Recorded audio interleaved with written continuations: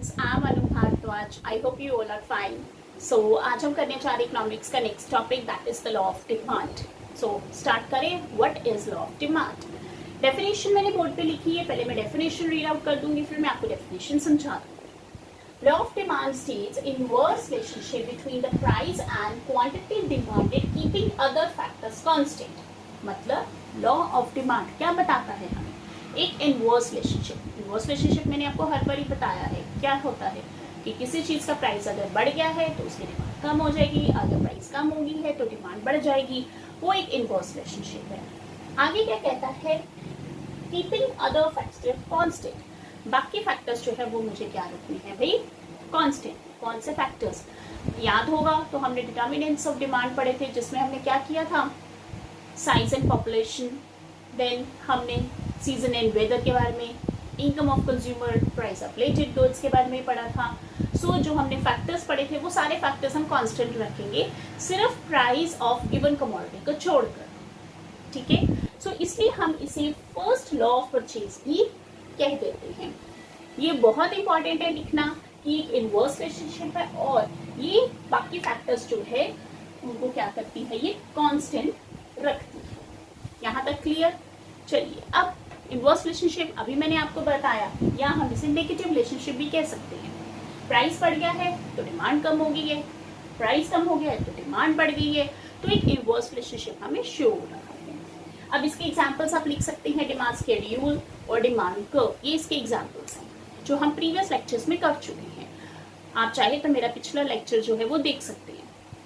अब अजम्पशन अभी मैंने आपको बताई। अब आई थिंक यहाँ तक आपको क्लियर हो गया होगा कि डेफिनेशन क्या है, मतलब क्या है इसकी। मैंने आपको समझा दी कि इनवर्स रिलेशनशिप क्यों कहते हैं, इसके एग्जांपल बता दी।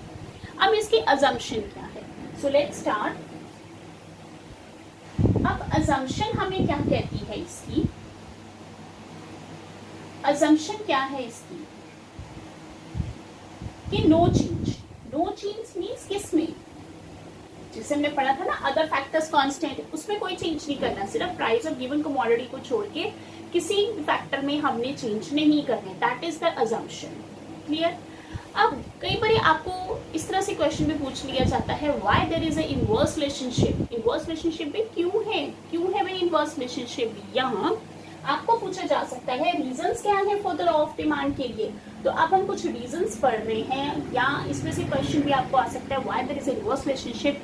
सो वन बाय वन हम इस चीज को स्टार्ट करते हैं। सो पहला हमारे पास आता है, that is the law of DMU. DMU means, मैंने आपको पहले भी बताया था, दैट इज द डिमिनिशिंग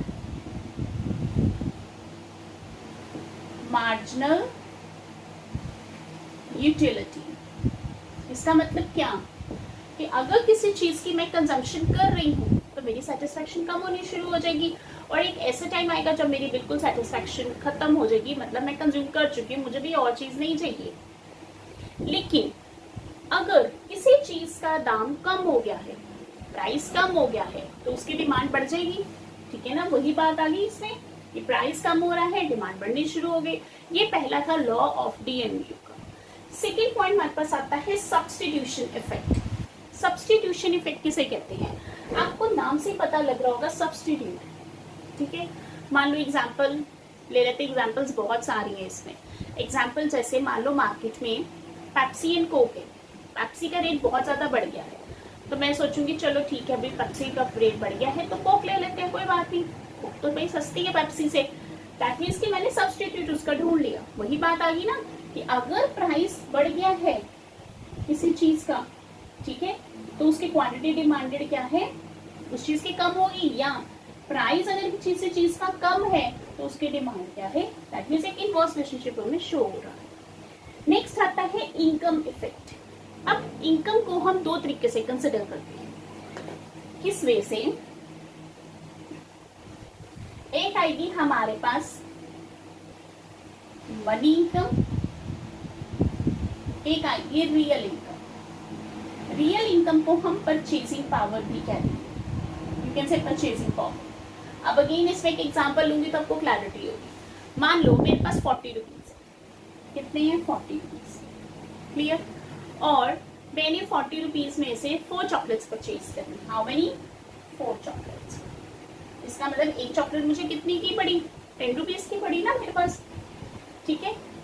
अब मान लो मेरे पास 40 रुपीज ही है, मेरी जो मनी है, मेरे पास मनी इनकम तो मेरे पास 40 ही है, और लेकिन चॉकलेट का दाम पहले 10 रुपए था, एक चॉकलेट 10 रुपए की थी, अब वो हो गई 8 रुपीज की।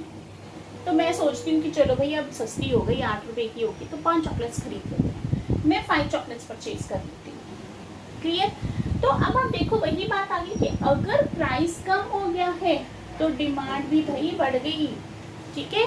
That means the income effect में ही आया। अब नेक्स्ट पॉइंट इसमें जो है that is the additional customer भी इसके साथ रिलेटेड है।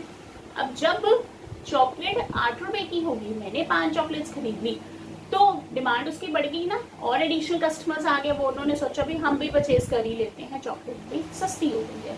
सो वही पॉइंट इसमें आता है, एडिशनल कस्टमर्स। क्लियर यहाँ तक? अब हम आगे चलते हैं, last point that is the different uses. इसके यूजेस क्या क्या है? डिफरेंट यूजेस मीन्स कि कहाँ कहाँ। अब इसको चलिए एग्जाम्पल में ले लेते हैं हम भी। मान लो मिल्क की एग्जाम्पल ले लेते हैं। अब देखो मिल्क से कितना कुछ बनता है, क्या क्या बनता है, चलिए कर्ड बनेगा, आइसक्रीम भी बन जाएगी, शेक्स बनेंगे, बटर बन जाएगा, ठीक है, टी बन जाएगी, कॉफी बन जाएगी। मतलब देखो ना मिल्क से कितना यूजेस है, मिल्क के कितनी चीजें हम बना लेते हैं।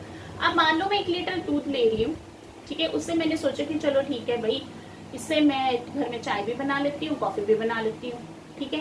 अब मान लो दूध का दाम आधा हो गया, हाफ हो गया, तो मैंने सोचा चलो भाई सस्ता हो गया, तो वैसे करती हूँ, बाहर से बटर क्या लेना, कर्ड क्या लेना, घर में ही कर लेती हूँ, ठीक है ना, पैसे बचेंगे मेरे।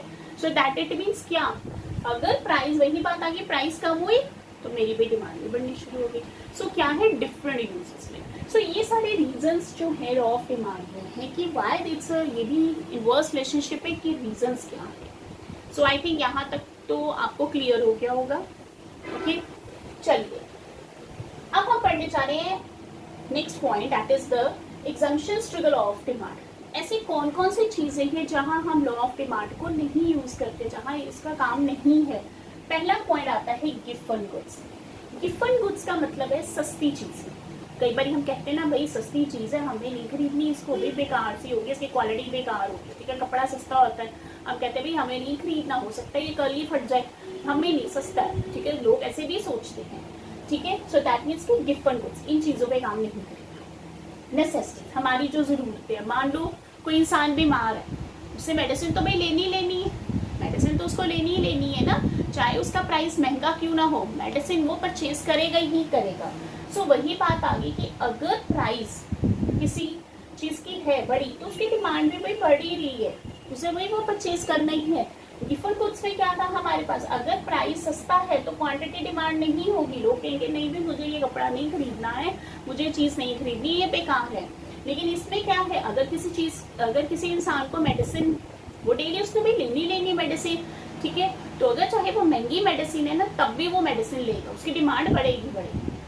चलिए नेक्स्ट आता है स्टेटस। स्टेटस के नाम से पता लग रहा होगा स्टेटस। अब देखो आजकल स्टेटस कितने हैं, लोग कहते हैं मुझे ब्रांडेड कपड़े पहने हैं, मुझे ब्रांडेड लैपटॉप ही लेना है, मोबाइल ब्रांडेड लेना है। जो लेडीज हैं वो कहती भाई जी गोल्ड, वाओ, डायमंड, एक स्टेटस बन गया कि भाई ये सारी चीजें तो मेरा भी स्टेटस है सोसाइटी में। तो ये स्टेटस है हमारा, चाहे वो महंगी चीज हो, चाहे उसका प्राइस ज्यादा हो, तो उसकी डिमांड भी ज्यादा ही होगी। नेक्स्ट आता है फैशन रिलेटेड। अब फैशन रिलेटेड भी आएगा। अब जो फैशन चल रहा है, मैं कहती हूँ भाई वो जो फैशन है, मुझे वही फैशन के अकॉर्डिंग अपनी ड्रेस परचेज करनी है, चाहे वो प्राइस महंगी हो, बट उसकी डिमांड भी ज्यादा ही होगी, क्योंकि वो क्या है, फैशन में है, मुझे सोसाइटी को दिखाना है, मुझे अपनी फ्रेंड सर्कल में दिखाना है। So that is the fashion related goods. Fear of shortage. अब फियर ऑफ शॉर्टेज बेसिकली हमें क्या कहता है कि किसी चीज की कमी, अब मुझे पता है कि इस चीज की कमी है, होने वाली है, तो मैं जी इस चीज की डिमांड जो है बढ़ा दूंगी। सो दैट मीन्स कि अगर किसी चीज की शॉर्टेज है तो उसकी डिमांड भी क्या है, अभी उसकी बढ़नी शुरू हो जाएगी। लास्ट पॉइंट आता है इग्नोरेंस। इग्नोरेंस की एग्जांपल हम कैसे ले सकते हैं, मान लो हम यहाँ से फॉरेन में जाते हैं, या वहां से कोई बाहर से कोई यहाँ इंडिया में घूमने आता है, तो मान लो यहाँ पे वो लोग आए हैं, मान लो उन्होंने कोई चीज़ परचेज करनी है, मान लो उन्होंने शॉपिंग करनी है, उन्होंने सूट्स वगैरह परचेज करनी है। जिस शॉप में कहीं सूट्स वहाँ एक्सपेंसिव नहीं है, यू कैन से जस्ट 1500 या 2000 के बिटवीन, लेकिन पता लग गया भाई ये तो भी बाहर से आया है, तो वो क्या करेंगे, महंगी चीज़ लगा देंगे, क्योंकि वो बाहर से, उनको क्या भाई क्या पता, वो तो इग्नोरेंस है उनको, कि उनको तो इस चीज़ का पता ही नहीं है। सो वही बात आ गई कि चाहे प्राइस महंगा है तो उसकी डिमांड भी ज़्यादा ही है। सो इन चीज़ों के ऊपर लॉ ऑफ डिमांड जो है वो काम नहीं करेगा। दैट मीन्स कि रीजंस मैंने आपको बता दिए, मैंने आपको डेफिनेशन बता दी, मैंने आपको एग्जाम्पल बता दी। So this is very easy topic, आप इस टॉपिक को ज़रूर रिवाइज कीजिए और इम्पॉर्टेंट टॉपिक है। आपको कोई डाउट है आप कमेंट सेक्शंस में लिखिए, बट रिवाइज करते रहिए। सो अगर आपको मेरे वीडियोस, मेरे लेक्चर्स अच्छे लग रहे हैं तो फ्रेंड्स में शेयर कीजिए, चैनल को सब्सक्राइब कीजिए और पढ़ते रहिए। So goodbye, take care, नमस्कार।